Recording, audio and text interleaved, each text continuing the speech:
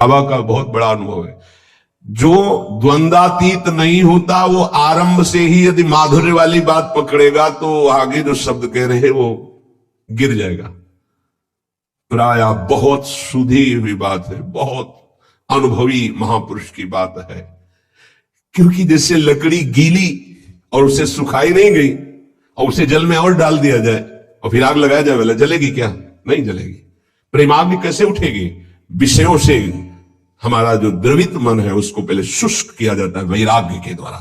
जगते भयो फिरे वैरागी, ये नहीं, हटाओ इसको। अब मन जला, तब उसके अंदर माधुर्य प्रेम का प्रकाश। एक बार भगवत ऋषि जी महाराज अपने गुरुदेव के चरणों में बैठ के निवेदन किया कि जैसी आपकी आज्ञा ठीक अक्षरशः वैसे ही वैराग्य से रह रहे। बहुत वैरागी महापुरुष, फिर भी काम वेदना सता रहे। इसका क्या हो सकता है? खान पान की कोई व्यवस्था नहीं, माधुकरी वृत्ति से बहुत एकांत प्रिय, बहुत अद्भुत साधना, फिर भी गुरुदेव ये अंदर काम वेदना का करवा ले आओ। उस करवा में, गांव में तो उसे अंडी कहते हैं, बड़ा पेड़ होता है, छोटी छोटी उसके ऐसे बीज होते हैं, उससे तेल निकलता है। तो वो बोले करवा ले आओ, ले आए। बोले देखो इसमें तेल तो नहीं है? बोले नहीं। पानी भरा, थोड़ी देर रखा तो तेल आ गया। बोले जानते इसमें तेल क्यों आ गया? क्योंकि इसमें तेल रखा गया था, फिर धोया, फिर डाला, फिर देखो फिर आ गया ना तेल। बोले अब देखना। और उस करवे को रसोई मनिया की गई थी तो ढेर सारी आग थी, उसी आग में रख दिया। 10-15 मिनट रखने के बाद फिर निकाला। बोले अब पानी रखो। पानी रखा, तेल नहीं आया। बोले समझ गए, अभी तुम्हारे तप में कमी है, और तप करो, भस्म हो जाएगा ये। जब तक इसके संस्कार हैं, कई जन्मों से भोग वासनाओं के खेल खेलते चले आ रहे हैं, वो संस्कार है, जहां संयोग बनेगा तहां वो प्रकट होने लगेगा, वो दिखाई देने लगेगा। भस्म करो इसको तप के द्वारा। जैसे आग में रख दिया गया तो संस्कार भी तेल के भस्म हो गए, वो पानी में अब दोबारा फिर नहीं आए। ऐसे ही तप के द्वारा, भजन के द्वारा वासना को भस्म कर दिया जाता है, तब उपासना परिपक्व होती है। तो माधुर्य भाव, ये जो प्रेम लक्षणा भक्ति है, इसमें सबसे बड़ी सावधानी, चढ़ के मैन तुरंग पे चलिगो पावक माए, इसमें अत्यंत वैराग्य की आवश्यकता है। तो जो प्रारंभ से एकदम जुड़े और सही दिशा नहीं मिली, गुरुजनों का सही निर्देश सानिध्य नहीं मिल पाया, तो वो फिर इसी में भटक जाते हैं, इसी में भटक जाते हैं संसार मार्ग में। क्योंकि हृदय में एक द्रवण क्रिया होती है, उस द्रवण क्रिया के लिए वैराग्य की बाढ़ होनी चाहिए, वैराग्य की कसौटी। अगर वैराग्य की बाढ़ नहीं है तो द्रवण क्रिया फैल जाएगी। पहले राग रहित होकर फिर अनुराग में जाया जाता है। तो कह रहे माधुर्य उपासक को चाहिए आरंभ में किसी महापुरुष के निर्देश के अनुसार साधना में पहले लगे। क्या प्रिया प्रीतम का प्रेम रस है, क्या उनका नित्य विलास है, बिल्कुल मतलब नहीं। समझ रहे हो? जो मंत्र दिया, जो उपासना दी, जो पाठ दी, जो दिनचर्या बताई, बस उस पे चलना है। वहां विचार की क्षमता नहीं आपकी। धीरे धीरे धीरे धीरे राग रहित होकर पहुंच जाएंगे आप। अब कैसे समझेंगे आप? कैसे अंदर प्रवेश हो? इसीलिए कहा है प्रथम सुने भागवत भक्त मुख भगवत बानी। क्यों? इतने बड़े महापुरुष भगवत ऋषि जी ने सीधे क्यों नहीं कह दिया श्री सुख मुख जू बचन सुनावो, तब श्री हरिवंश सुनाम कहावो, मन सुमिरन मिश्रे। क्यों भाई ऐसा क्यों कह दिया? ये जो बात नहीं समझते हैं ना, वो हमारे ऐसे किसी की बात नहीं सुनना, आचार्य वाणी की बात मानो। भीर मिटाए भट जमन की, भय भंजन हरि सोय, भय भंजन हरि सोय, भरम भूल्यो भटकत कद, भगवत भक्ति विचार वेद भागवत प्रीति रति, भक्त चरण धरि भाव, तरत भव सिंधु अगाधा। सेवक जी महाराज, सी सेवक वाणी जू अति अगाध मत गूढ़, बिरलो कोई समझई हित मार्ग आरूढ़, हित मार्ग आरूढ़ भाव भागवत मिले सब चार, वेद सुस्मृत जो चार अवगाय ले, जब तब पावे सेवक हृदय जो हित मार्ग उपदेशी है। क्यों कहा? क्योंकि गीता और भागवत की कसौटी पर, वैराग्य और ज्ञान की कसौटी पर जब हृदय कस गया तो माधुर्य रस परोस दिया गया। वो समझ, अभी तो जीवत तो है, देहाभिमान, मैं पुरुष मैं स्त्री, कैसे इस रस का? इसलिए गुरुदेव की आज्ञा पे चलो, रस की बात को मत देखो कि हमारा तो सहचरी भाव आता ही नहीं, ऐसे आ जाएगा। तुमको इससे मतलब नहीं कि सहचरी भाव क्या है, प्रिया प्रीतम का नित्य विहार क्या, तुम्हें साधना से मतलब है।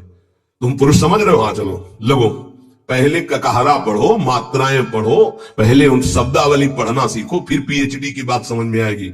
ये वासुदेवा स्वरमिति से पढ़ाई शुरू होती है, ये कोई छोटी मोटी नहीं है। वृंदावन नित्य विहार रस है ये। यहां बड़े बड़े ब्रह्म ऋषि भी जहां हार गए, वो ये रस है वृंदावन का प्रेम रस। हार गए कृष्णात परम किमपि तत्व, हम न जाने, अभी तो पहुंचे ही नहीं किशोरी जी तक। श्रीमद सुदन सरस्वती जी कहते हैं, जो ब्रह्म चिंतन में स्वराज्य स्वरूप स्थान में विराजमान आत्मबोध संपन्न महापुरुष, उनको जब रूप माधुरी ने आकर्षित किया श्री कृष्ण चंद्र की, तो कहते हैं कृष्णात परम किमपि तत्व हम न जाने। और उनको क्या पता कि ये सौंदर्य माधुर्य समुद्र सी लालू वेणु करान्य पतिता स्खलितम शिखंडम भ्रष्टम च पीत वसनम ब्रजराज सुनो यस्या कटाक्ष सर्पात, यस्या कटाक्ष सर्पात विमूर्छित। कैसे पता चलेगा? अब सीधे नित्य विहार रस की बात, इसीलिए गुरुजनों ने सिद्धांत बनाया, प्रथम सुने भागवत भक्त मुख भगवत वाणी। गीता और भागवत की कसौटी पर उपासक का हृदय कसा होना चाहिए। आसपास पात्र मेड़ मजबूत है, रस डाला सीधे उसमें सुरक्षित है, नहीं तो द्रवित हृदय और फिसल गया तो ये फिर संसार में चला। तो उपासक महामाधुर्य रस की उपासना वाला पहले गुरुदेव प्रदत्त साधना में प्रीति करे। अब नित्य विहार का मतलब क्या? पहले तुम राधा राधा रटो और एक भी मिनट नाम ना छूटे, पहले ऐसे चलो। पहले अपनी इंद्रियों को ठीक करो, पहले अपने आचरणों को ठीक करो, पहले आप जैसा आज्ञा हो रहा वैसा चलो, फिर आगे का रस अपने आप आ जाएगा। समझाने की थोड़ी जरूरत पड़ेगी। और तुम्हारी समझ क्या, संभाव्यो विभिन्न नारद सी, और तुम समझना चाहोगे, समझ जाओगे। जो मंत्र मिला है, जो उपासना मिली, उसमें रति करने से उपासना के दो परिणाम होते हैं। आधे तक उपासना दोनों की एक ही चलती, ज्ञानी की भी और प्रेमी की भी। जब कोई उपासक उपासना करता है तो पहले अंतःकरण शुद्ध होता है। यहां तक सबकी उपासना एक ही चलती है, अंतःकरण शुद्धि। अंतःकरण शुद्ध का मतलब मन में कोई भी सांसारिक संकल्प नहीं रह गया। बुद्धि का निश्चय जो ये था कि इंद्रियों के सहित मन जब भोगों का संयोग करेगा तो हम सुखी हो जाएंगे, खत्म हो गया। बुद्धि का निश्चय है एकमात्र प्रियालाल में ही सुख है। मन संकल्प विकल्प छोड़ दिया संसार की, चित्त की वृत्ति भगवदाकार हो रही है, अहम दासत्व में बदल गया। यह है शुद्ध अंतःकरण भक्त का। और ज्ञानी, उसका शुद्ध अंतःकरण जहां हुआ था उसे अनुभव हुआ, मैं स्थूल नहीं, सूक्ष्म नहीं, कारण नहीं, आत्मस्वरूप। और अपने आप उसका राग तीनों शरीरों से खत्म, क्योंकि शुद्ध हो गया ना तो दिखाई दे रहा, और अपने आप में स्थित। अब वो दृष्टा मात्र है, गुणानुगुण वर्तनते। यहां तक एक चलता है भक्त और ज्ञानी। अंतःकरण शुद्ध होने, वो निकल गया दासत्व की तरफ और वो निकल गया स्वरूप में स्थित होने की तरफ। आत्मनिवेदन करने वाला उपासक मोक्ष पदवी की भी इच्छा नहीं रखता, फिर अन्य इच्छाओं की तो बात जाने दो। आत्मनिवेदन आराध्य देव को, ये नवी भक्ति है। जब तक उपासक के अंदर वासना है, काम है, नाना प्रकार की इच्छाएं हैं, तो साधना पर ध्यान दे। साध्य की दिव्य लीलाएं जो नित्य विहार रस की हैं, वो चिंतन करने का अधिकार नहीं। ये तो निरखत नित्य विहार पुलकित तन रोमावली आनंद नयन सुधार, यह जो कृपा हरिवंश की, क्योंकि वाणी जी समर्थ है, वो स्वयं प्रकाशित हो जाती है हृदय में। ये चिंतन का विषय तब बनता है जब देह भाव छूट जाए, वनिता पुरुष भाव मिट जाए, तब चिंतन।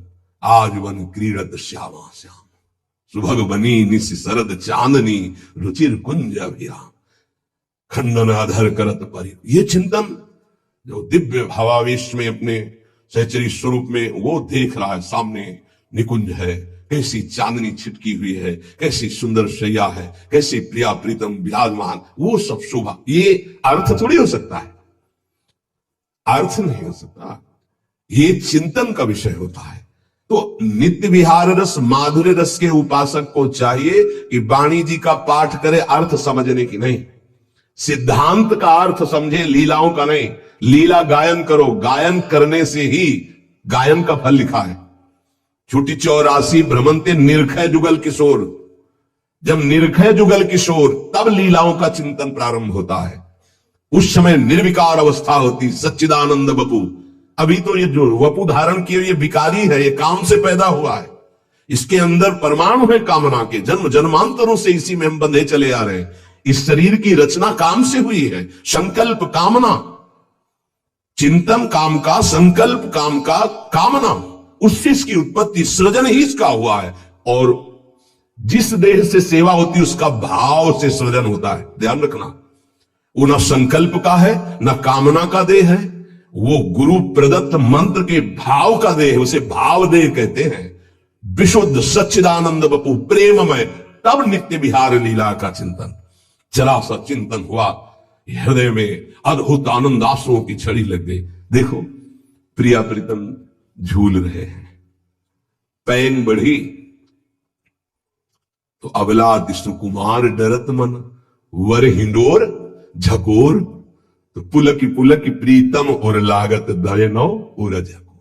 अब अरुझी विमल माल कंकन सो कुंडल सो कचडोर, ये शोभा जब देख ही सके, ओह कैसा अपार सुख हो रहा है। तो दय असीस हरिवंश प्रशंसत करी अंचल की। जो आचार्य हरिवंश महाप्रभु जी जो हित सजनी स्वरूप में है, आशीर्वाद, ये सुख जब इन नेत्रों से देख रहा है उपासक, इतनी सामर्थ्य, तब उसका सही भाव और अर्थ समझ में, शब्दावली से नहीं, शब्दावली से नहीं समझ सकते।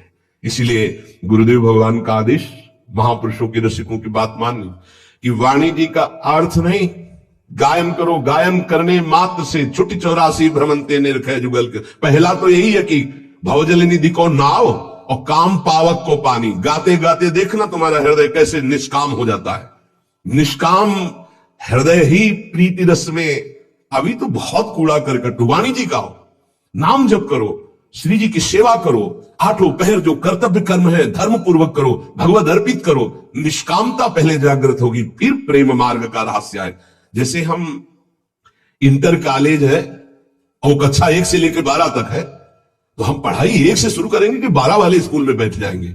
ऐसे ही जो नित्य विहार रस है, ये साधारण से लेकर असाधारण स्थिति तक पहुंचाने के लिए है। तभी कहा है श्री सुखमुख जो बचन सुनाओ, सेवक जी कह रहे श्रीमद् भागवत और भगवत गीता जी इस साधक की कसौटी है साधना की। ज्ञान वैराग्य भक्ति रस से परिपूर्ण, तब जाकर आत्मसमर्पण और फिर पाई रस भक्ति, गूढ़ जुग जुग जग दुर्लभ भव इंद्रादि विधि। तो ये जो 10 भाव बढ़ाने वाले सूत्र बताए गए, इनका मनन करो, अपने आचरण में उतारो, निरंतर नाम जप करते रहो। इसके सिवा हमें और कोई मार्ग और कोई बात और कोई चिंतन नहीं। ये दृढ़ता, चाहे प्राण चले जाए, चाहे जितना कष्ट दिया जाए, हम अपनी निष्ठा से ना हटें। प्रकृति जनित कष्ट, विकार जनित कष्ट, मन जनित कष्ट, देवी आपदा जनित कष्ट, बहुत प्रकार के कष्ट हैं।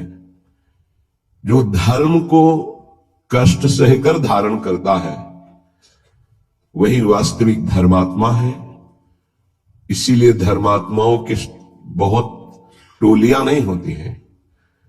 कोई विरला जो प्राण समर्पित किए हुए हर कष्ट को सहता हुआ धर्म का पालन करता है, वही महापुरुष होता है। वही निष्ठावान, जगत मंगल करने की सामर्थ्य रखता है। सच्ची मानिए, महापुरुषों ने अपार कष्ट सहा है। जब उनके पावन चरित्रों को पढ़ो तो अपनी भक्ति का जो भाव है वो बहुत ही लघु और सारहीन लगता है कि हमारे में कहां भजन है, वो कहां है वो निष्ठा हमारे अंदर। प्राणों को पुष्प की तरह न्यौछावर कर दिया अपने धर्म पालन के लिए, अपनी उपासना के लिए, अपनी निष्ठा के लिए प्राणों की आहुति दे दी और आह नहीं किया और जय ही मनाया, आपकी जय हो। हे प्रभु, आपका ये जो विधान है ये मुझे परम मंगल सुखदायी है। मतलब दिमाग कहा नहीं करता। जब महापुरुषों के चरित्रों का अवगाहन करो तो रोने की सिवा और कोई रास्ता नहीं दिखाई देता। क्यों हो ऐसे महान कष्टों को गले लगाकर मुस्कुराते हुए प्राणों की आहुतियां दे दी केवल धर्म के लिए। इतिहास भरा हुआ है ऐसे महापुरुषों से। हम उपासना के मार्ग में चलते हैं, थोड़ा भी कष्ट नहीं सह सकते।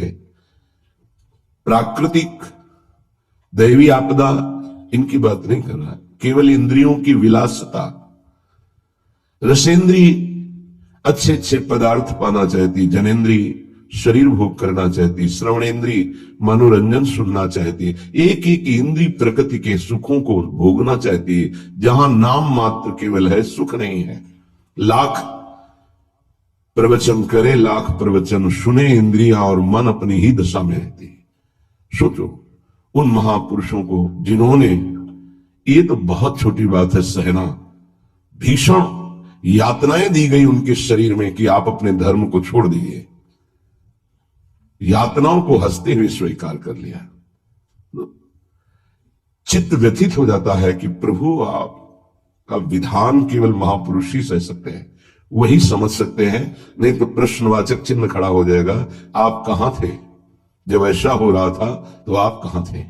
आपका व्रत है करो सदा तिनके रखवारी, महिमा सुनी है सीम की चाप सके को ताशु, बड़ रखवार रमापति। फिर ऐसा, पर वो प्रश्नवाचक चिन्ह शरणागति अधूरी कच्ची होने के कारण होती है। उन महापुरुषों का अपना अस्तित्व ही नहीं रह जाता है, केवल स्वयं भगवान ही बैठे होते हैं। तब ये स्थिति,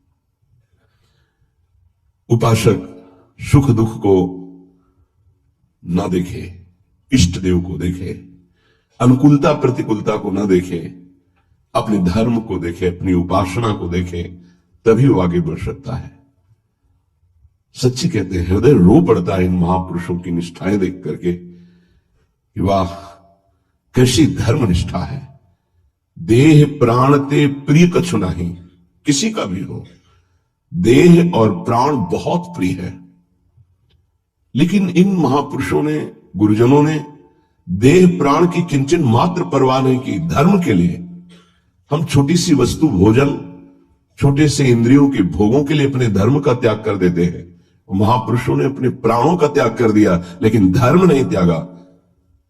ये जब तक निष्ठा नहीं आती, तब तक हम अपने आराध्य देव के प्रताप, महिमा और उनके प्यार को नहीं समझ सकते। अनुकूलता को, सुख को, सम्मान को तो कोई भी कृपा मान के स्वीकार ही करेगा, लेकिन प्रतिकूलता को, अपमान को, दंड को, तिरस्कार को जो कृपा मान करके सहता है, उसे महाभागवत कहते हैं, उसे महापुरुष कहते हैं, उसे भक्त कहते हैं।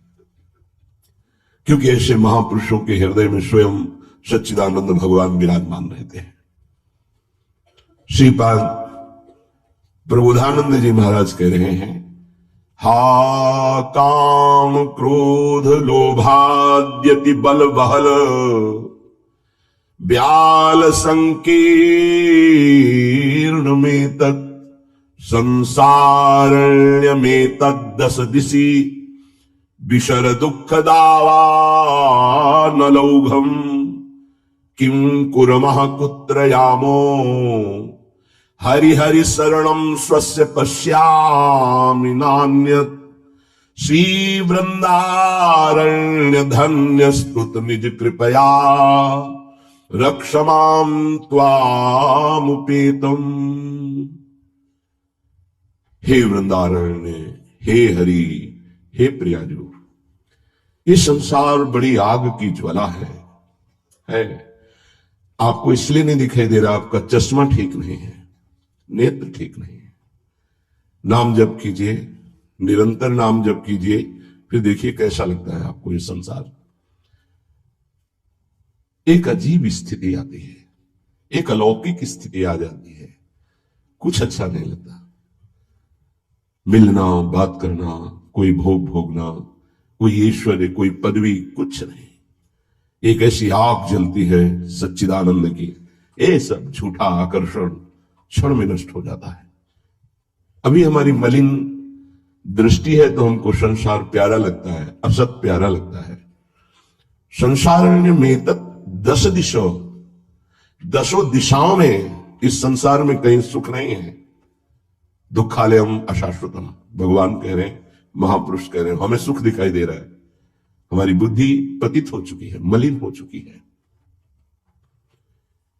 ये दावानल संसार जंगल में जो आग लगती है उसे दावानल कहते हैं। ये भड़क रही है, मैं भी उसकी लपेटों में आ रहा हूं। श्रीपाद कह रहे हैं क्या कर सकता हूं, असमर्थ हूं। ये हृदय की बात है। हा वृंदारण्य काम क्रोध लोभाद्यति बल बहल व्याल संकीर्ण में तत्। ये काम क्रोध लोभ आदि अनेक बलवान सर्प हैं जो अपनी कुंडली में फंसा करके डस लेते हैं और उनका विष चढ़ जाता है। कुछ तो ऐसे हैं लील ही जाते हैं, अजगर आदि। तो लील जाने का मतलब पूरा जीवन निकल गया काम चेष्टा करते हुए, समझ ही नहीं पाए। पूरा जीवन निकल गया लोभ धन की प्राप्ति के लिए, समझ ही नहीं पाए। पहले एक प्रश्नकर्ता कह रहे थे कि संसार में सुखी वही जिसके पास बहुत धन है, समृद्धशाली ही सुखी है। नहीं नहीं, सुखी वही है जिसने भगवान नाम का निरंतर स्मरण प्रारंभ कर दिया। वो सुखी, वो बेचारा। तुम्हें लगता है वो सुखी, बेचारा है। थोड़ी देर अगर उसके मन में अपने मन को मिला के देखो तो पता चलेगा उसका मन कितना जल रहा है, कितना दुखी है, कितना वासनाओं से गंदा हो चुका है। और शरीर छूटेगा तो बैंक बैलेंस यही रहेगा, वो गंदगी ढो के अगले जन्म में भोगेगा जाके। हाँ माने ये असमर्थता का सूचक है।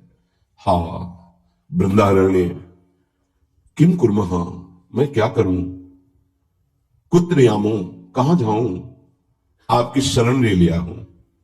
ये काम क्रोध लोभ आदि हिंसक पशुओं की तरह हम पर टूट पड़े हैं। या ब्याल वहल ब्याल संकीर्ण में तत्, इन्होंने हमें फंसा लिया है। देखो महापुरुष ये निर्विकार है, ये हमारी स्थिति को भांप कर बोल रहे हैं ऐसा। ये काम क्रोध लोभ आदि ये ब्याल सर्प की तरह मुझे अपने में बांध लिया है। जब सर्प बांधता है तो प्रतिपल वो अपने पाश से कसता जाता है, उसकी हड्डियां चूर चूर होती जाती है, फिर वो उसे निगल जाता है। ऐसे ही काम क्रोध लोभ मोह मद मत्सर ये ब्याल की भांति हमको फंसा चुके हैं। हम असमर्थ हो चुके हैं और हमको डस लिया है, इसलिए जहर चढ़ गया है। मेरे को कोई झुका नहीं सकता, मैं धनी हूं, ऐसे न जाने कितने जहर की तरंगें उठ रही। कहां जाऊं, क्या करूं।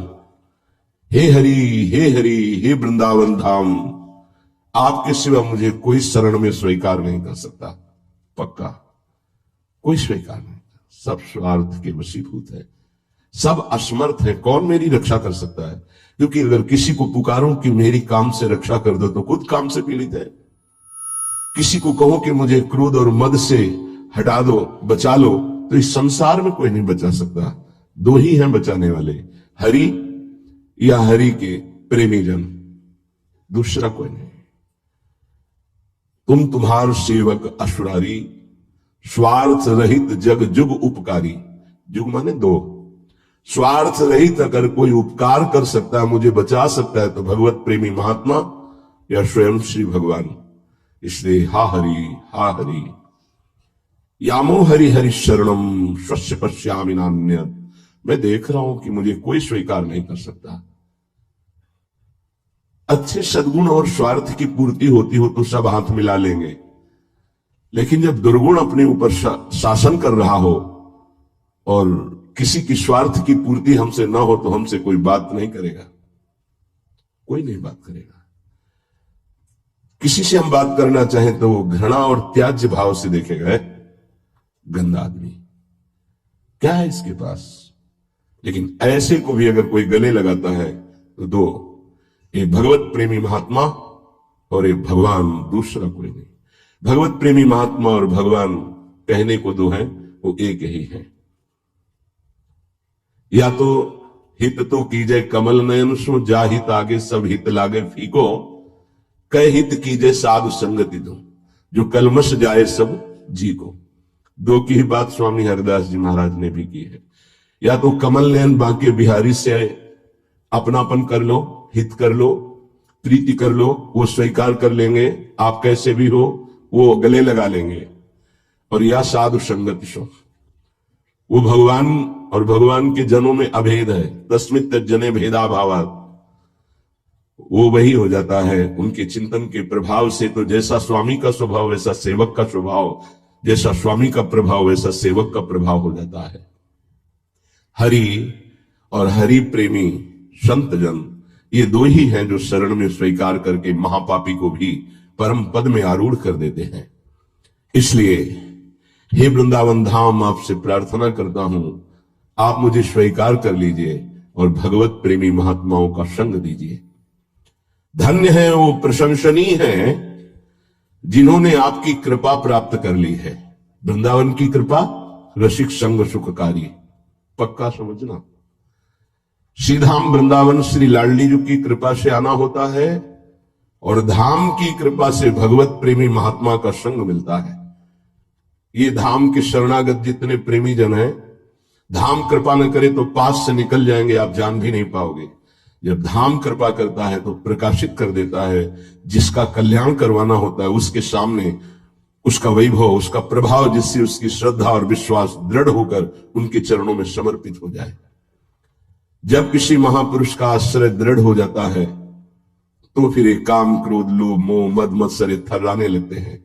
इनकी सामर्थ्य नहीं होती। ये भगवत शरणागत पर तो परीक्षार्थ प्रभाव दिखा सकते हैं, लेकिन भगवत प्रेमी महात्मा की शरणागति जिसने स्वीकार की वहां परीक्षा भी नहीं, क्योंकि उनकी दृष्टि रहती है। हम तभी परास्त होते हैं जब उनकी अवहेलना कर देते हैं। महापुरुषों की अवहेलना ही काम क्रोध लोभ आदि को आक्रमण करने का अवसर देती है। यदि हम महापुरुषों के अधीन वृत्ति रखें तो काम क्रोध आदि की वृत्ति का प्रवेश भी नहीं हो सकता। बड़ी सामर्थ्य है भगवत प्रेमी महात्माओं के सानिध्य में, सच्ची बात मानना। क्योंकि अनंत महिमा युक्त प्रभु का नाम, प्रभु के चरणारविंद का आश्रय दृढ़ होता ही उन्हीं से है। भजन न होई संग बिनु भजन बिना नहीं प्रेम। ये जो प्रेम मूल यह नाम है, प्रेमी रसिक जपत यह नाम, प्रेम मगन निजुबन विश्राम श्री हरिवंश जहां रहे। ये प्रेम का मूल नाम मिलता ही प्रेमी महाभागवतों से है और उसका प्रभाव प्रेमी बना ही देता है, निर्विकार बना ही देता है। भला मृत्यु दंड जैसा सामने भय उपस्थित हो और फिर कोई नाम कीर्तन कर रहा हो, कैसे आश्चर्य की बात है कि शरीर को बड़ी पीड़ा पहुंचाने, बहुत प्रकार से प्रताड़ित करना, नाना प्रकार के दुख एक साथ उपस्थित हो जाए और वो गीत गा रहा हो, बड़ा मुश्किल। ये निष्ठा का प्रभाव होता है। नाम जिसके हृदय में गुरुदेव प्रदत्त नाम प्रकाश कर दिया। कल से शाम टाइम से बहुत हृदय व्यथित हुआ जब महापुरुषों के चरित्रों को अवगाहन हुआ, तो बार बार केवल रोना ही आ रहा था कि आप जैसी निष्ठाएं अगर किनका मिल जाए तो जीवन धन्य हो जाए।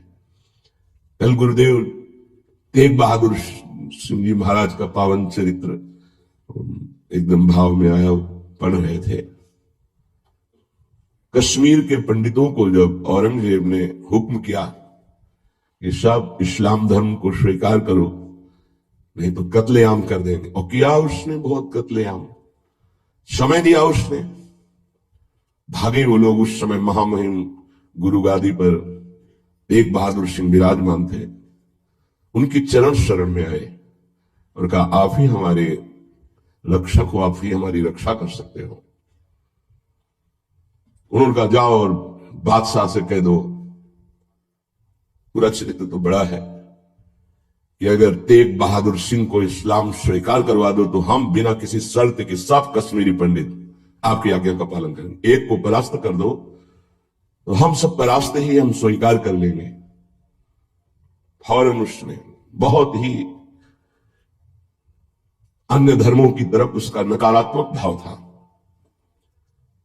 उसने आदेश किया बंदी बना के तुरंत तेग बहादुर सिंह को दिल्ली में उपस्थित किया जाए। सैनिक गए। बल विक्रम गुरु गादी में प्रथम से चला रहा है। उनके पार्षद और उनकी सेना तेग बहादुर सिंह की स्पर्श नहीं करोगे। गुरु तेग बहादुर सिंह के सामने शर्त रखी कि बादशाह के सामने तुम चलते हो या तुम्हें बंदी बना के ले चले। उनका तुम चलो, हम सत्य पर चलने वाले हैं, हम स्वयं चल के आ जाएंगे, तुम्हें बंदी बनाने की जरूरत नहीं। बहुत ही नाम कीर्तन होते हुए, भगवत भक्ति का प्रचार करते हुए, खूब झूमते हुए पहुंचे। बादशाह ने तत्काल उनको काबू में किया। देखा कि अब वो तो अपने वैभव के साथ बंदी बना लिया और कहा हमारे धर्म को स्वीकार करो। तो उनका दुनिया में यदि एक ही धर्म चलाना होता तो भगवान ने अन्य धर्मों की स्थापना क्यों की? इसका मतलब है अपनी अपनी जगह अपने धर्म का पालन करना परम कर्तव्य है। तो तुम अपने धर्म में मुझे कैसे बदल सकते हो? तुम्हारी सामर्थ्य नहीं है। बड़ी कष्टप्रद परिस्थिति प्रकट की उसने, बहुत ही क्रूर कर्मी। एक नहीं, बहुत महापुरुषों को बहुत प्रकार से दंड दिया है इसने। एक लोहे के पिंजड़े में गुरु तेग बहादुर सिंह को बंद कर दिया। सैनिकों को, उसके पास अपार सैन्य बल था, तत्काल बंदी बना लिया गया। बहुत दिन तक उनको प्रताड़ित किया गया लोहे के पिंजड़े में, बहुत तरह से। हर बार वो उनसे जब पूछते, अगर आप स्वीकार करें तो जो पद कहे, मैं अपने राज्य का बादशाह था मैं दे सकता हूं, अगर नहीं स्वीकार करते तो परिणाम तुम्हें भयंकर भोगना होगा। तो उन्होंने हंसते हुए कहा कि प्रभु ने जिस धर्म में मुझे स्थापित किया है, तेरी सामर्थ्य क्या है? कड़वे ही शब्दों से, तेरी सामर्थ्य क्या है कि मुझे परास्त कर सके? और उस समय उन्होंने पद गाया, भाई मैं धनु पाइयो हरि नाम, मन मेरो धावन ते छूटियो, करी बैठो विश्राम। भाई मैं धनु पाइयो हरि नाम, माया ममता तन ते भागी, उपजियो निर्मल ज्ञान। लोभ मोह यही परसि न साके, गही भगति भगवान। भाई मैं धन पाइयो हरि नाम। देखो, भीषण प्रताड़ना, कष्ट, मृत्यु भय उपस्थित, और वो गा रहे कि भाई मैंने हरिनाम रूपी परम धन पाया है, मन मेरो धावन के छूटियो। अब मेरा मन कहीं भाग कर नहीं जाता, दौड़ भाग खत्म हो चुकी है। करी बैठो विश्राम, अब तो नाम में विश्राम पा गया है। इस तन को पीड़ा पहुंचाई जा सकती, पर मेरा अब इस तन से कोई संबंध नहीं है, क्योंकि माया भाग गई है नाम के प्रभाव से। तन से कोई ममता नहीं रह गई। उपजियो निर्मल ज्ञान, इसी नाम के प्रभाव से निर्मल ज्ञान का प्रादुर्भाव हुआ है। लोभ मोह यही परसि न साके, गही भगति भगवान। कोई भी तुम प्रलोभन दो, हम मेरे मन को नहीं लुभायमान कर सका, और कोई भी भय दो तो अब मेरे शरीर का मोह नहीं, क्योंकि मेरे हृदय में भगवान की भक्ति जागृत हो गई है। जन्म जन्म का संसार चूका, रतन नाम जब पाइया। तृष्णा सकल विनाशी मनते, निज सुख माहि समाइया। जन्म जन्म हो गए भटकते हुए, अब कोई संशय नहीं रहा। मुझे नाम रूपी रतन मिल गया, सब संशय खत्म हो चुके हैं। जीने की भी तृष्णा खत्म हो चुकी है, सकल वासना नष्ट हो चुकी है। मेरा मन निज सुख में समा गया है। जाको होत दयालु कृपा निधि, सो गोविंद गुण गावे। कहु नानक इह विधि को संपे, को गुरुमुखी पावे। कह रहे, जिस पर भगवान दयालु होता है, कृपा निधि होता है, वही भगवान के नाम गुण को गा पाता है। नानक साहब कहते हैं, अब कोई संशय नहीं, कोई इच्छा नहीं, क्योंकि गुरु को समर्पित हो गया और गुरु मुख से नाम पा गया। ये बहुत बड़ी उपलब्धि है। अब इसका परिवर्तन नहीं हो सकता। कोई संशय नहीं रहा, कोई मोह ममता नहीं रही। हमारे हृदय में नाम विराजमान है। मेरा मन सुख सिंधु में समा गया है। हरि के नाम बिना दुख पावे, भगत बिना सहसा नहीं चूके, गुरु ये भेद बतावे, हरि के नाम बिना दुख पावे। अगर गुरुदेव का आश्रय नहीं हुआ, गुरुमुख से नाम नहीं मिला तो हृदय में भक्ति नहीं आएगी, भक्ति नहीं आई तो जीवन व्यर्थ चला जाएगा। जिसकी जिह्वा पे नाम नहीं है उसी को दुख व्यापता है, जिसकी जिह्वा पे नाम है उसको कभी दुख स्पर्श कर ही नहीं सकता।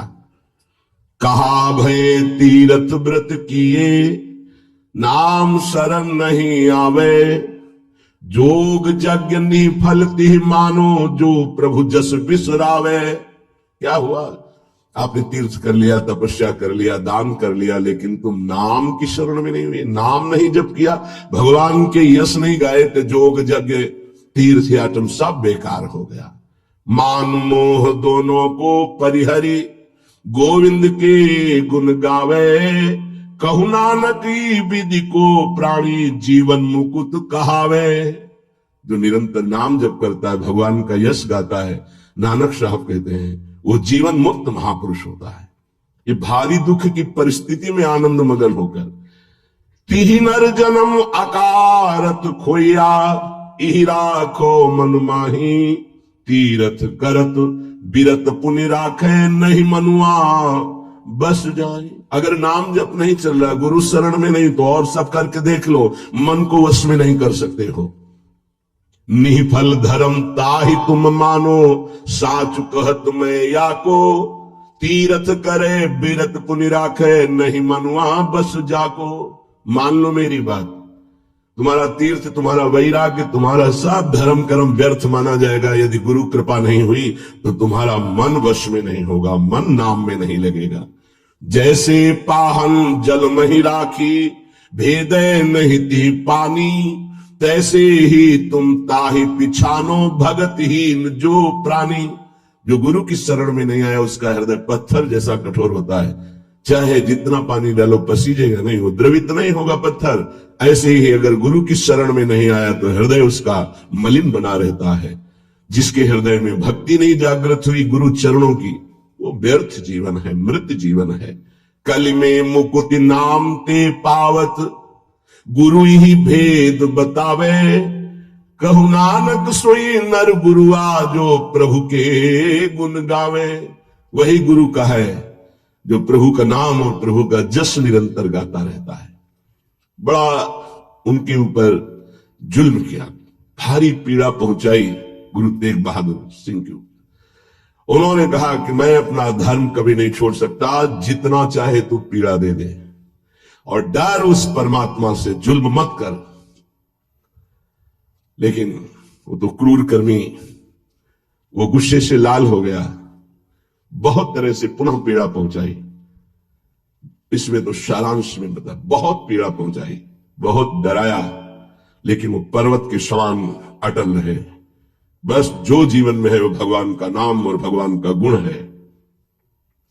लोहे के पिंजड़े में बहुत दिन तक बंद रखा, प्रताड़ना दी, कुछ भी खान पान नहीं। जब देख लिया हार गया कि किसी भी तरह टूटने वाले नहीं, तो संवत 1732 विक्रम का दिन था, मार्गशीर्ष महीना, उनको पिंजड़े से निकलवाया और कहा तुम्हारी इच्छा क्या है अंतिम। उन्होंने स्नान की इच्छा जागृत की और एक बट वृक्ष था उसके नीचे बैठे और गुरु साहब का ध्यान करते हुए, जपूजी नाम का उनके यहां उसका पाठ किया और ध्यानस्थ हो गए। उसी समय सैयद आदम शाह नाम के उन्हीं के पार्षद ने, जो औरंगजेब था, गर्दन उतार दी। इन महापुरुषों ने या और भी धर्मावलंबी महापुरुषों ने बहुत कष्ट सहे। सोचो जरा, अगर ऐसी थोड़ी सी भी बात प्रतिकूल हो जाती तो भगवान पे संशय कर लेते। जरा इन गुरु साहब महापुरुषों की बात जरा ध्यान देकर देखो, अपने धर्म को नहीं त्यागा, भयानक पीड़ा पाई। ऐसे चमड़ी सहित बाल नोचवा लिए गए, तप्त कड़ाहे पे बैठाल कर ऊपर से चलती हुई तप्त बालू डाली गई, कीले ठोक दी गई, घाव के घाव अंगों में कर दिए गए। कभी आह नहीं, अपने धर्म से नहीं टूटे। बीच से आला चौराहे पर खड़े होकर के चलवा दिया गया, आला चलवा दिया आराम आराम से, थोड़ा थोड़ा ऐसे रोक रोक करके, लेकिन शब्द है राम राम राम। जिस मार्ग में निकला गया है भगवत मार्ग, बहुत ही निष्ठापूर्वक इसका निर्वाह किया जाता है अपने धर्म का। उपासक इन महापुरुषों से, गुरुजनों से, आगे चलने वाले जो महतजन है, उनसे ही निष्ठा प्राप्त करता है। निष्ठा का स्वरूप क्या है? अनुकूलता, प्रणाम नमस्कार नहीं। भारी प्रतिकूलता और प्राणों को प्रतिपल कष्ट मिले तो भी जो ना टूटे उसे निष्ठा कहते हैं। बड़े बड़े महापुरुषों ने इस भागवती धर्म, महान धर्म को स्वीकार करके हर कष्ट सहा है। प्रहलाद जी क्या कष्ट नहीं दिया गया, कबीर साहब क्या कष्ट नहीं दिया गया इनको। गुरुजनों की जब इनकी प्रणाली पढ़ो तो होश उड़ जाते हैं कि एक एक महापुरुष को इतना कष्ट, और उनको कभी कष्ट महसूस नहीं हुआ, वो सदैव गरजते ही रहे। अब उनको जो दिखाई दिया वो दूसरों को नहीं दिखाई देगा। उनके मुख से यही निकला है, तेरा किया मीठा लागे। गजब, मतलब रोने के सिवा कोई भाव नहीं बन पाता, केवल रोना की। कितनी सामर्थ्य इन महापुरुषों में है कि ऐसी स्थिति में भी प्रभु से प्रश्न नहीं है, और सामर्थ्य इतनी कि भस्म कर सकते हैं। इतना भजन का तेज है, पर उन्होंने कभी कुछ नहीं प्रतिकूलता की, चुपचाप सह गए, प्राण त्याग दिए अपने धर्म, अपनी निष्ठा पर। अपने लोगों को इन महापुरुषों से प्रेरणा मिलती है कि काम, क्रोध, लोभ, मोह, मद, मत्सर, भूख, प्यास, सर्दी, गर्मी, मान, अपमान, दुनिया के जितने द्वंद हैं, ये सब एक साथ टूट पड़े तो भी हम अपनी निष्ठा नहीं छोड़ेंगे। उपासक देखो, अनुकूलता होती तो जय जय, प्रतिकूलता होती तो भाग पड़े। तुम कायर हो, भगवत मार्ग के शूरवीर थोड़ी हो। नाम जापक, धर्मनिष्ठ, उनकी जय जयकार की जाती है। आप अविनाशी भगवान के अंश हैं। ये शरीर छूटेगा आज, नहीं तो कल छूटेगा। अगर धर्म में छूटे तो इसकी जय जयकार है, और अगर भोगों में छूटे तो बहुत ही जीव सब छोड़ रहे हैं भोगों में। धर्म निष्ठा का तो, जिनका हमने पद सुनाया था पलटू बाबा का, मची नाम की कीच, इनका ऐसा प्रभाव था कि जहां ये नाम उच्चारण करते रोए बिना कोई नहीं रह सकता था। ऐसी करुणा थी इनके उच्चारण करने में, पर इनसे भी द्वेष करते थे लोग। इतना द्वेष किए कि एक दिन ये रात्रि में कुटिया में सो रहे थे, इनकी कुटिया में चारों तरफ से आग लगा दी। भौतिक शरीर तो वहीं दिखाई दिया, लेकिन भक्तों की मंडली सहित जगन्नाथपुरी में सुबह पाए गए। पार्थिव शरीर तो अयोध्या में ही रहा, पांच भौतिक, जो कुटिया में जल गया, और वो दिव्य शरीर से जगन्नाथपुरी में भक्तों की मंडली के बीच में पाए गए। तो वहां उनसे पूछा कि आप अवध से कब आए? तो उन्होंने सुबह कहा कि आज ही रात्रि के आए। इतनी जल्दी कैसे आ गए? बोले अवधनाथ ने भेज दिया है। वहां पलटू नाम का जो शरीर था वो जल गया, तब पता चला कि दिव्य देह से भक्त मंडली में विराजमान है। ये निष्ठाएं ऐसे कोई थोड़ी कि जहां फूल माला, चंदन, इत्र, खुशबू, खान पान, जय जयकार, प्रणाम नमस्कार तो आप धर्मनिष्ठ है, और जहां प्रतिकूलता तो आप बदल गए, इसे निष्ठा नहीं कहते। जिस सर पर मनोपुष्प और दुग्ध का अभिषेक हुआ पूज्य पादुड़िया बाबा, उसी सर पर 6-6 इंच के गड़ासे चले, ओम पधार गए। इतनी सुकोमल देह ठाकुर हरिदास जी की, महामंत्र जोर जोर से लाखों की संख्या में जपने वाले महापुरुष, 22 बाजारों में मार कोड़े जल्लादों ने खाल नोच ली, लेकिन हरि बोल के सिवा शब्द नहीं निकला। इसे कहते हैं निष्ठा। यहां जरा सी कामना पूर्ति नहीं हुई, भगवान पर श्रद्धा हो गई, ये कोई निष्ठावान है। ये निष्ठा कैसे जागृत होती? सिर्फ गुरु कृपा से। जहां गुरुजनों की महिमा पढ़ी तो गुरु कृपा से। गुरु कृपा का स्वरूप क्या है? जो नाम प्राप्त हुआ है, यही गुरु कृपा है। बड़े बड़े ब्रह्म ऋषियों ने, महापुरुषों ने एक ही बात कही है कि जिसकी विशेष कृपावती हरि की जागृत हुई हृदय में, उसकी नाम में श्रद्धा हो गई। बस ये बात पकड़नी है। ब्रह्म ऋषियों ने, महापुरुषों ने, बड़े बड़े गुरुजनों ने ये सार बात कही कि जिस पर हरि की विशेष कृपा वो नाम पकड़ लेता है। चाहे जो आप साधना करते हैं, यदि नाम जप नहीं करते हैं तो वो रंग नहीं आएगा जो नाम जप से आता है। नाम जप, नाम कीर्तन समस्त साधनाओं की पूर्ति है। जैसे योग है, यज्ञ है, तीर्थयाटन है, और भी स्वाध्याय, तपस्या, इनकी पूर्ति है नाम कीर्तन और नाम जप से। यदि नाम जप नहीं है जीवन में तो विश्वास कीजिए स्थिति आना बहुत कठिन है। प्रभु के मंगलमय नाम का श्रवण और कीर्तन, यन्नाम श्रुति मात्रेण पुमान भवति निर्मलः तस्य तीर्थ पदः किं वा दासा नाम अवशिष्यते। जिनका नाम यदि श्रवण करने को मिल जाए, गायन को मिल जाए, तो हृदय निष्पाप और निर्मल होकर भगवत प्राप्ति हो जाती है। फिर जिनके हृदय में भगवान का दासत्व जागृत हो चुका है और वो नाम स्वाद ले रहे, उनकी महिमा का क्या वर्णन। यन्नाम ग्रहणन अखिलान श्रोत्रनात्मानमेव च सद्यः पुनाति किं भूयस् तस्य स्पृष्टः पदाहिते।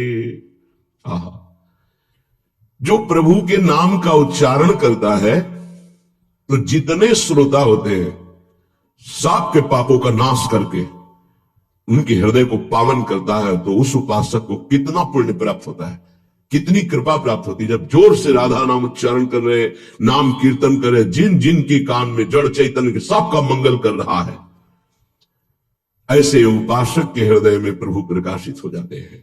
जब उनके चरण प्रकाशित हो गए तो फिर इस शरीर का कोई महत्व नहीं रहता। जैसे सांप केचुल से कोई मतलब नहीं रखता, ऐसे महापुरुषों ने शरीर से कोई मतलब नहीं रखा। इसीलिए उनके शरीर को इतनी पीड़ा दी गई, उनके शरीर को कष्ट पहुंचाया गया, पर आह नहीं निकली, क्योंकि उस शरीर में नहीं है। उनका मन प्रभु की सच्चिदानंद सुख में है। कलिम सभा जयंत्यार्या गुणज्ञाः सारभागिनः यत्र संकीर्तने नैव सर्वः स्वार्थो विलभ्यते। इस युग में महान साधना है नाम, नाम का जप, नाम का कीर्तन। तुम्हारे सारे स्वार्थों की पूर्ति और परमार्थ की पूर्ति इसी से हो जाएगी। इसलिए जो चतुर शिरोमणि है वो इस युग के गुण को जानने वाले सारग्राही भारी प्रशंसा कलयुग की करते हैं कि जो बड़ी बड़ी 10-10 हजार वर्ष की साधना से लाभ नहीं मिलता, वो कलयुग में नाम कीर्तन से मिल जाता है, नाम जप से मिल जाता है। दाहिने पैर के अंगूठे केवल खड़े होकर के, केवल दाहिने पैर का अंगूठा भूमि में इस पर दोनों हाथ उठाए हुए 10,000 वर्ष तक जब, तब कोई बात। यहां केवल नाम कीर्तन से, नाम जप से परम लाभ। नाम में बहुत बड़ी सामर्थ्य है। विश्वास करो और पकड़ लो नाम। ये जो नाम चर्चा होती है ना, ये सार बात तुम्हें सुनने को मिल रही है, इसे पकड़ लो, ऐसा मन में बैठा लो कि अगर नाम नहीं चल रहा तो आपकी बहुत बड़ी हानि हो रही है। ये बहुत परम ज्ञानी हनुमान जी में महाराज कहते, कहा हनुमंत विपत्ति प्रभु सोई जो तो सुमिरन भजन न होई।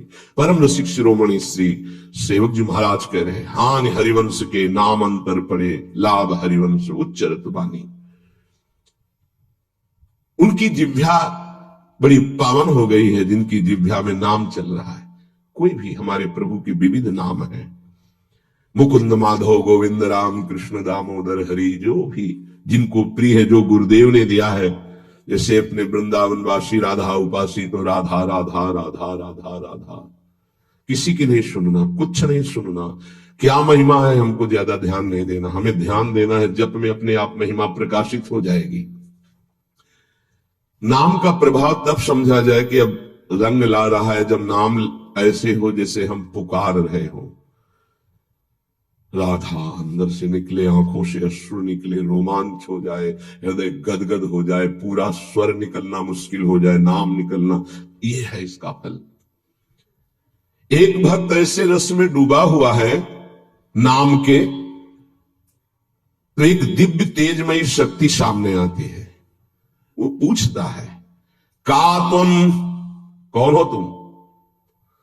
मुक्ति रूपागतास्मि भवती कस्माद अकस्मादि श्री कृष्ण स्मरणेन देव भवतो दासी पदम प्रापिता दूरे तिष्ठमनागनागसि कथम कुर्याम अनार्यम मयि त्वदगंधान् निज नाम चंदन रसा लेपस्य लोपो भवेत्।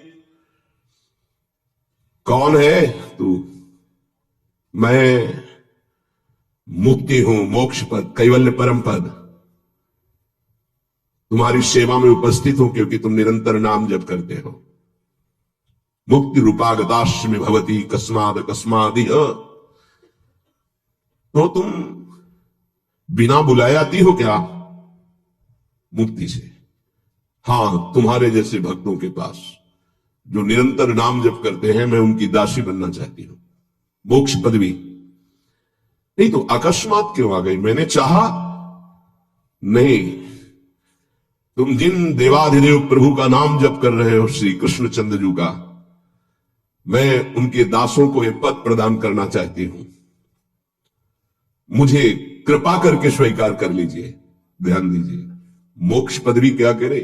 मुझे कृपा करके स्वीकार कर लीजिए, बड़ा उपकार होगा कि आप जो मुझे स्वीकार कर लेंगे। तो बोले, दूरे तिष्ठ मनागना गशी कथम कुर्याम अनार्यम मई।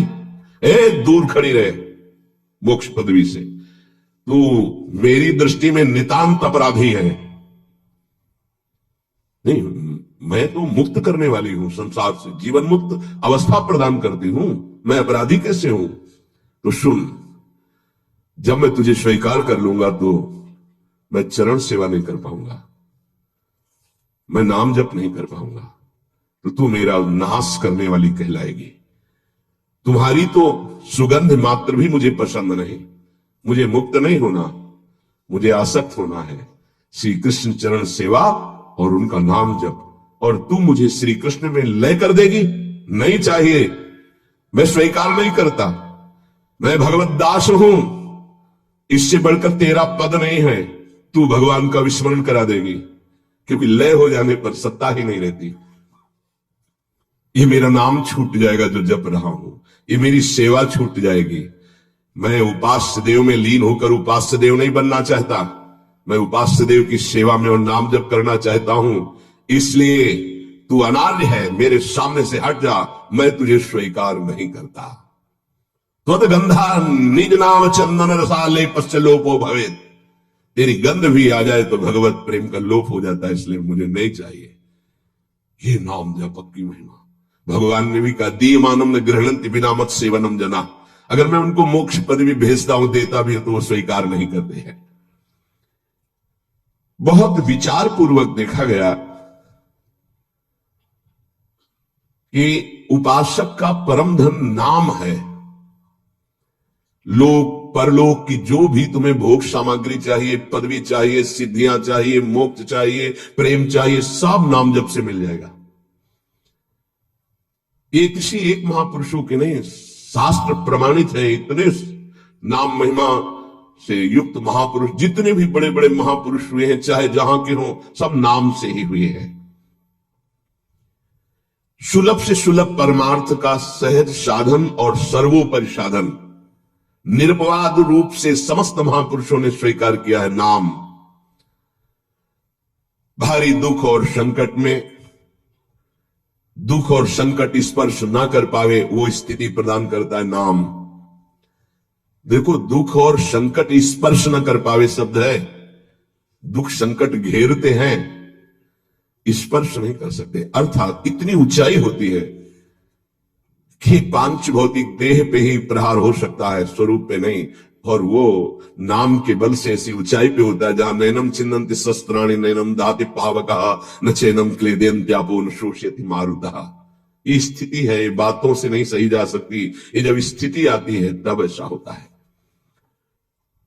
भविष्य में कोई ऐसा दुख नहीं है जो नाम जापक को आके स्पर्श कर सके, विचलित कर सके। इसलिए साधकों को सिद्धावस्था प्रदान करने वाला एकमात्र साधन नाम है। पकड़ लीजिए।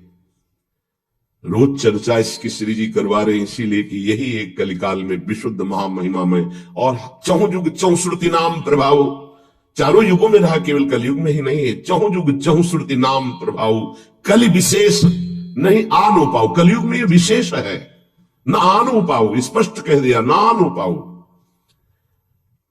साधकों को बहुत ध्यान से सुनना है, बड़े महापुरुषों की बातें हैं। सिद्धावस्था की प्राप्ति इसी से होती, भजन से। भजन नसेनी प्रेम की। साधकों को सिद्धावस्था नाम से प्राप्त होती है। सिद्धों की सिद्धि की रक्षा नाम से होती है। इसलिए सनकादि हर समय हरिशरणम हरिशरणम। लोक संग्रह के लिए, संसारी धर्म अर्थ काम की पूर्ति के लिए, या मोक्ष के लिए, या प्रेम के लिए, कोई भी हो कहीं भी हो, नाम जप के लिए कोई ऐसा नहीं कि आप वहां नहीं जप सकते। जैसे कुछ बच्चे स्कूल के आए थे, उन्होंने कहा अध्यात्म को और विद्यार्थी जीवन को कैसे समावेश किया जाए। उन्होंने कहा जो व्यर्थ समय आप व्यतीत करते हैं उसको भजन में लगा दीजिए। 30-40 मिनट तो कुल्ला करना, शौच जाना, स्नान करना, इसमें तो लगता ही है। अगर पूरी नियमावली से करे तो 30 मिनट 40 मिनट लगता है। उस 30-40 मिनट में एक क्षण भी नाम नहीं भूलेंगे, क्योंकि उस समय किसी से कोई मतलब नहीं। एकांत सेवन बाथरूम में बड़ा बढ़िया समय। तो किसी ने प्रश्न किया पावन नाम को क्या शौचालय में लिया जा सकता है? हाँ, बहुत बढ़िया एकांत स्थल है। नाम जप के लिए बहुत बढ़िया है। नाम जप के लिए निषेध नहीं, मंत्र जप के लिए निषेध है। नाम तो अपवित्र पवित्र होगा सर्वावस्थांगत। अपवित्र हो या पवित्र हो, सर्वावस्थांगतो पीवा, कहीं भी आप नाम जप कर सकते हो। अब जब शौच में है तो मौन नाम जप करते हैं, कोई वहां कीर्तन थोड़ी मजीरा लेके करते हैं, अंदर ही अंदर नाम जप कर रहे हैं। किसी ने प्रश्न किया था क्या परम पवित्र राधा नाम जो आप उपदेश करते हैं, बच्चों को कहा शौच में आप जप सकते हैं, तो क्या शौच में निषेध नहीं है? निषेध नहीं है, नहीं है, बिल्कुल नहीं, तुम नहीं जानते हो। निषेध है मंत्र, नाम निषेध नहीं है। अगर नाम निषेध हो जाएगा और शौच में दिल फेल हो जाए तो गई ना जीवन की बाजी। नहीं, रह नहीं सकते। और एक स्थिति आती है आपको बतावे, जहां मंत्र भी अखंड चलता है। इसका हमें शास्त्रों में जो प्रमाण मिला तो सदैव यही मिला कि मंत्र को अपवित्र स्थिति में कभी उच्चारण नहीं करना चाहिए। पर एक हमको जब स्वाध्याय में ये पहली बार हमें मिला, तंत्र सार नामक ग्रंथ है, उसमें मिला कि यदि साधक की ऐसी परिपक्व अवस्था हो गई है कि मंत्र रुकता ही नहीं है मानसिक, तो इसमें पाया गया कि असुचिर्वा शुचिर्वापी गच्छंस्तिष्ठन् स्वपन्नपि मंत्रैक शरणो विद्वान मनसैवं सदाभ्यसेत् न दोषो मानसे जापे सर्वदेशेपि सर्वदा जपनिष्ठो द्विज श्रेष्ठो खिल यज्ञ फलम लभेत। बहुत वर्षों से अभ्यास हो गया मंत्र का, मंत्राकार वृत्ति है, अब वो शौच में बैठा है, वो जप नहीं रहा, उसकी वृत्ति ही मंत्राकार है। मनसैवं सदाभ्यसेत, उसने मन से सदाभ्यास किया है, अब मन मंत्रमय हो गया है, शरीर से शौच हो रही, वो मन मंत्राकार है। वैसे पीछे तक ये था कि मन मानसिक भी जप मंत्र का नहीं, ऐसा ही अभ्यास। ये जिस दिन मिला बहुत युद्ध करना पड़ा, जो मानसिक एक अभ्यास, उसमें बताया असुचिर व सुचिर वापी, अपवित्र है या पवित्र दशा में है। गच्छंस्तिष्ठन् स्वपन्नपि, वो चल रहा है या बैठा है, किसी भी स्थिति में लेटा है सैया पे। मंत्रैक शरणो विद्वान मनसैवं सदाभ्यसेत्, उसका अभ्यास है तो सदैव उसके मंत्र चलेगा। न दोषो मानसे जापे, वो जब कर नहीं रहा, स्थिति उसकी है मंत्राकार। सर्वदेशे भी सर्वदा, तो बोले जपनिष्ठो द्विज श्रेष्ठो खिल यज्ञ फलम लभेत, वो महान जप यज्ञ का अखिल फल प्राप्त कर चुका है। अवधूत स्थिति, ये हमें अभी तक नहीं मिला था, पूरा जीवन हो गया। जहां जहां निष्कर्ष निकला है तो ये निकला है मंत्र पवित्र अवस्था। तो साधक मनमानी न करे। ये उन सिद्धों की बात है जिनकी मंत्राकार वृत्ति हो गई है। अब मन मंत्रमय हो चुका है। अब वो जप नहीं रहे, अब वो मंत्र मनमय है। ध्यान में बसा हुआ कैसे छूटे हो, सदाभ्यास। वो सदाभ्यास किया, सैया में बैठा चल फिर रहा जैसे। अब असुचिर सुचिर हुआ, अब खत्म उसका खेल। लेकिन ये आखिरी स्थिति है, प्रारंभ में सावधान रहकर नाम कहीं जप सकते। देखो इसमें तो मंत्र के लिए भी कह दिया। स्थिति है ये स्थिति, जैसे भगवान ऋषभदेव शौच किए हुए उसी में लौट रहे हैं। भागवत में पढ़ के देखना, शौच किए हुए परमहंस संहिता श्रीमद् भागवत है, और वो स्वयं दर्शा रहे हैं अद्भुत महापुरुषों की स्थिति। तो शौच में लौट रहे परमानंद निमग्न भगवत स्वरूप में स्थित। नाम जप के लिए तो बिल्कुल खुला छूट है, कहीं भी आप जप सकते हैं। उपासक इसमें ना ध्यान दे करके, देश का बंधन है, ना समय का बंधन है, ना स्थान का बंधन है, ना अवस्था का बंधन है, ना परिस्थिति का। हर अवस्था में, हर परिस्थिति में, हर देश में, हर जगह में, हर समय में आप नाम जप कर सकते हैं, कोई संशय नहीं। सबसे महान भाग्यशाली उपासक जो नाम को पकड़ ले। वैसे तो किसी भी रूप में नाम जप करो, पर नाम व्यर्थ नहीं जाता। पहले नाम जप करोगे तो उसका प्रभाव होगा गुरु की प्राप्ति। किसी महान योग्य नाम जापक गुरुदेव के द्वारा जब नाम प्रदान किया जाता है तो बहुत कृपा करके वो शीघ्र ही बसने लगता है मन में, हमारी बुद्धि में, हमारी जिह्वा में, हमारी कंठ में, हमारी परावाणी में। परापश्यंती मध्यमा वैखरी, चारों वाणियों में गुरु प्रताप से नाम जागृत हो जाता है। वैसे तो कैसे भी नाम जप करो मंगल होगा, नाम जप का फल होगा, गुरुदेव की प्राप्ति हो। गुरुदेव से जो नाम मिलेगा बोले बहुत ही महामहिम और शीघ्र ऊंचाई पर पहुंचाना। प्राय हर महापुरुषों के वचनों में गुरुदेव के द्वारा नाम ग्रहण करने की बात आई है। इसलिए अध्यात्म मार्ग में गुरुवाणी, संप्रदाय, उपासना की परंपरा, इसका बहुत बड़ा महत्व है। अधिकारी गुरु जब प्राप्त हो जाता है और नामोपदेश करता है तो उसके साथ उसके नाम की जपी हुई शक्ति भी जाती है। जो गुरुदेव जीवन भर नाम जप कर रहे हैं वो बोले कि आप अमुक नाम जप करो, तो नाम ही केवल नहीं गया, नाम जप की शक्ति उस शिष्य के पास गई और उसकी रुचि बढ़ गई उस नाम में। नाम के साथ गुरु की शक्ति जाती है। अधिकारी गुरु केवल नामोपदेश नहीं करता, नाम के साथ शक्तिपात करता है, शक्ति प्रदान करता है। इसका फल यह होता है कि साधक अनादिकाल के पाप अनावरण, जो पाप है उनसे अनावरण होने लगता है, हटने लगता है। ये कृपा केवल देखो, गुरु भी नहीं बनाया और दूर से नाम स्वीकार कर लिया, राधा राधा राधा, यूट्यूब से अनावरण होने लगा। मांस छोड़ दिया, मदिरा छोड़ दिया, गंदे आचरण छोड़ दिए, आगे बढ़ने लगे। 6 महीना साल भर के बाद दर्शन हुआ परस्पर और वो कह रहे 1 साल से सब छूट गया है और ऐसे ऐसे हमारा परमार्थ का साधन। विक्षेप देने वाली, आवरण देने वाली, मल वाली वृत्तियां सब दूर होने लगती हैं गुरु प्रसाद से। प्रभु का नाम उसके हृदय में जाकर प्रेम के अनुकूल, जैसे किसान अपनी खेती को जोतकर बीज बो करके फसल उगाता है, ऐसे गुरुदेव द्वारा नाम जब जाता है तो हृदय को वो निर्मल करता है, मल विक्षेप आवरण की शक्तियों को हटाता है और प्रेम के अनुकूल करता है। इसी कारण अपार महिमा गुरुदेव की है। प्रभु का नाम प्रभावशाली है, पर गुरुदेव प्रदत्त विशेष लाभ। गुरु के जीवन का नाम जप का प्रभाव, अनुभव, जो संपूर्ण भाव अपने गुरुदेव में रखता है। गुरुदेव के सिवा हमारा कोई और इष्ट नहीं, और हम तो वही बात जो हमारे गुरुदेव बोले।